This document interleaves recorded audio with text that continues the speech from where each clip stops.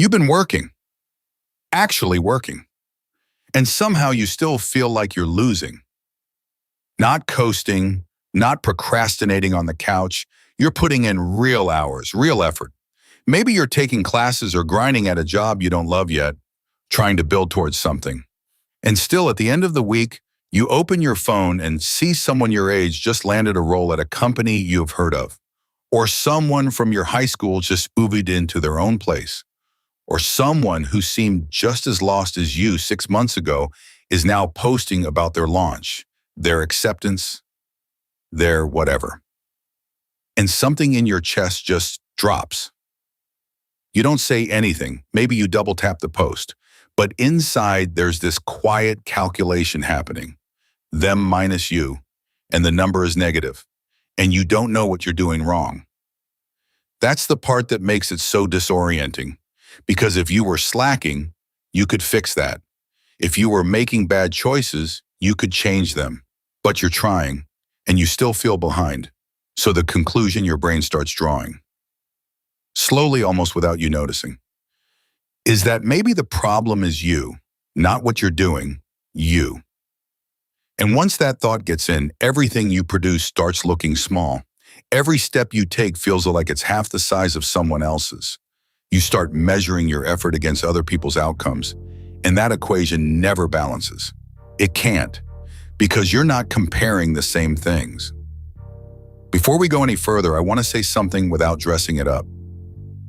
This feeling makes complete sense. Not because a comparison is good for you, but because you are living in a moment in time where it's almost impossible to avoid. You're probably at an age where the gap between people your age is widening fast. Some people have family money, some have connections, some got lucky, some just look successful in ways that don't reflect what's actually happening in their lives. And you're watching all of it in real time, every day, without any of the context. And on top of that, you actually care. The people who never feel behind are often the people who stopped caring about anything. You're feeling this because you want something. That's not a flaw. That's just what wanting something feels like when it hasn't arrived yet. So no, this isn't about gratitude. This isn't about logging off. Let's talk about what's actually happening. In the 1950s, a psychologist named Leon Festinger proposed something called social comparison theory. The basic idea: humans don't evaluate themselves in isolation. We figure out how we're doing by looking at other people. We don't know what good looks like until we see someone doing it. That's not weakness. That's how the brain builds reference points. But here's the part Festinger also noted. We tend to compare upward. We don't benchmark ourselves against people who are struggling more than we are. We benchmark against people who appear to be ahead. That impulse has a name too. Upward social comparison. And it's not random. It's how we try to motivate ourselves. The brain thinks, look at what's possible. Now close the gap. Except the gap never closes, because every time you reach one level, the comparison target moves up. And social media has made this infinitely worse. Not just because it shows you highlight reels instead of real life, but because it has expanded your comparison pool from about 150 people in your physical community to several billion people globally. Your brain is running ancient comparison software on a data set it was never built to handle. Here's the mechanism.